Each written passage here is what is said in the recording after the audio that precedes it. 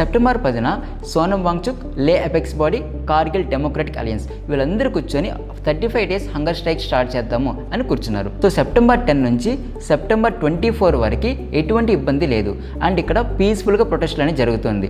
So September 24న ఇద్దరు hospitalise అయ్యారు. So అప్పటికి కూడా గవర్నమెంట్ నుంచి ఎటువంటి రెస్పాన్స్ లేకుండా ఉండేటప్పటికీ సో అక్కడున్న యూత్ చాలా ఫ్రస్ట్రేట్ అయిపోయారు. యాంగర్ అనేది స్టార్ట్ అయింది. పీస్ఫుల్గా జరుగుతున్న ప్రొటెస్ట్ కాస్త వైలెంట్ ప్రొటెస్ట్గా మారిపోయింది. ఇంత అల్లర్లు ఘర్షణలకు దారితీసింది.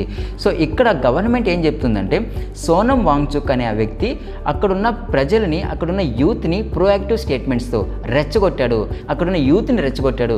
కాబట్టి ఈ అల్లర్లు ఘర్షణలు ప్రాణాలు కోల్పోవడానికి, ఇంతమంది గాయపడడానికి ప్రధానమైన కారణం సోనం వాంగ్చుక్ మాత్రమే అనేసి సోనం వాంగ్చుక్ని గవర్నమెంట్ బ్లేమ్ చేస్తుంది. ప్రజెంట్ సోనం వాంగ్చుక్ని పోలీసులు అరెస్ట్ చేసి రాజస్థాన్ జైల్లో పెట్టారు.